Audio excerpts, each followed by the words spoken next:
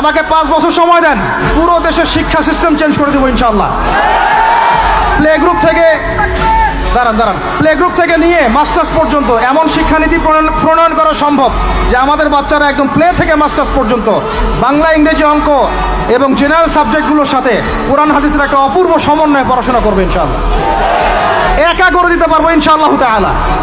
আমাকে এরকম 100 জন শিক্ষাবিদ দেন, 100 জন আলেম ওলামা দেন, একটা প্যানেল করে দেন, পুরো দেশের শিক্ষা চেঞ্জ করে দেওয়া যাবে ইনশাআল্লাহ।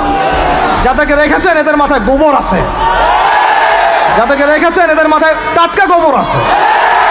বইপত্রগুলোর অবস্থা দেখেছেন? বইপত্রগুলো ঘাটাঘাটি করেছেন? সমকামিতা প্রমোট করছে আমাদের দেশের মধ্যে, ট্রান্সজেন্ডার প্রমোট করছে আমাদের দেশের মধ্যে, আমাদের বাচ্চা কাচ্চা কচি কাঁচা বাচ্চাদেরকে শারীরিক শিক্ষার নামে যৌন শিক্ষা দিচ্ছে। এগুলো আমাদের মুসলমানদের শিক্ষা? এটা চলতে থাকলে দেখবেন অচিরেই কোনো মানুষ বাচ্চাদেরকে স্কুলে পাঠাবে না, এটা অরুচি ধরে যাবে। তখন কি হবে? কোটি কোটি স্কুল, কলেজ, বিশ্ববিদ্যালয়ে খা খা করে পড়ে থাকবে, কেউ পাঠাবে না ওখানে। তখন মাদ্রাসার দিকে মানুষ ঝুঁকবে আরো বেশি। আমি তো দাবি জানাই উপরের লেভেল থেকে এমন একটা শিক্ষা ব্যবস্থা প্রণয়ন করা হোক যাতে আমার মাদ্রাসা গড়ার প্রয়োজনই না হয়। ওই সিস্টেম রাষ্ট্রীয়ভাবেই পড়ানো হবে ইনশাআল্লাহ। আপনি মালয়েশিয়ার দিকে তাকিয়ে দেখেন, আপনি এই যে ওয়েস্টার্ন কান্ট্রির মধ্যে অনেক কান্ট্রি আছে, অস্ট্রেলিয়ার মতো জায়গাতে আছে, ব্রিটেনের মতো জায়গাতে আছে, কোনো কোনো ক্ষেত্রে আপনি লেবাননকে দেখেন, ইয়েমেনকে দেখেন, জর্ডানকে দেখেন, কাতারকে দেখেন, সৌদি আরবিয়াকে দেখেন, অনেক কান্ট্রি আছে। ভালো কাজের তো প্রশংসা করতে দোষ নাই, দোষ আছে? এমনকি অনেক পশ্চিমা কান্ট্রিতেও একদম উপর লেভেল থেকে ইসলামিক সিলেবাস প্রণয়ন করা হয়েছে। তার মানে এমন না যে তারা সায়েন্সকে গুরুত্ব দেয় নাই, ম্যাথকে গুরুত্ব দেয় নাই, ফিজিক্স পড়ায় নাই, অ্যাস্ট্রোফিজিক্স পড়ায় নাই, ইকোনমিক্স পড়ায় নাই, বিষয়টা এমন না। তারা ফিলোসফি পর্যন্ত পড়িয়েছে। ঘাটাঘাটি করেন, অনলাইনে সব মজুদ আছে। এমন শিক্ষানীতি প্রণয়ন করা সম্ভব একদম প্লে থেকে নিয়ে মাস্টার্স পর্যন্ত। আমার ছেলে ইমামতিও করবে, এদিকে বিমানও উড়াবে ইনশাআল্লাহ। আমার মেয়ে ডাক্তারও হবে, এদিকে দেখবেন হাফেজাও হবে ইনশাআল্লাহ। একজন মুফতি সাহেব, তিনি ফতোয়াও দিবেন, একই সাথে বিশ্ব অর্থনীতি সম্পর্কেও জানবেন ইনশাআল্লাহ।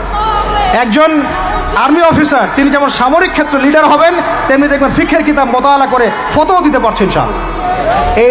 এই যুগটা এটা কোনো মানে স্বপ্নের যুগ নয়, এই যুগটা ছিল এক সময়। বেশি দিন দূরে যেতে হবে না, আপনি 200, 300, 400 বছর পিছনে যান, দেখবেন মুসলমানরা এমন সোনালী যুগ পার করে আসছে।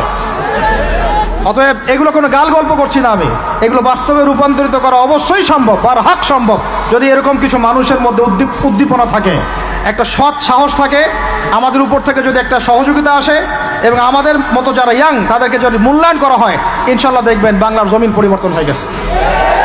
এই পরিবর্তন হলে দেশের জন্য কোনো খারাপের কিছু নাই, রাষ্ট্র পিছিয়ে যাবে না, রাষ্ট্র আরও এগিয়ে যাবে ইনশাআল্লাহ তাআলা।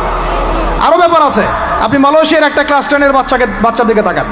ক্লাস 10-এর একটা বাচ্চা কোনোদিন মাদ্রাসায় যায়ই নাই, স্কুলে পড়েছে, কিন্ডার গার্ডেনে পড়েছে, রাষ্ট্রীয় সিলেবাসে পড়েছে, মাত্র 10 থেকে 12 বছর পড়াশোনা করে ও এখন এদিকে এসএসসি এইচএসসি লেভেলেও চলে গেছে, ও লেভেল এ লেভেল পরীক্ষা দিয়েছে, এদিকে সে ইমামতি করার যোগ্যতা অর্জন করেছে।